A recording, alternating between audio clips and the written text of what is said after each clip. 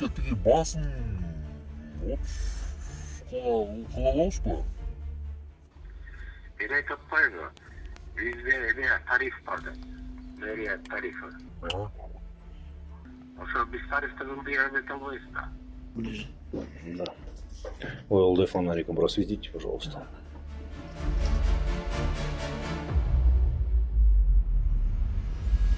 Кайсы чөнтөгүңүзгө салдыңыз? Мынау сентипке салдым. Левый карман Право. чыгарсаңыз, алып чыгып, жака коюңуз.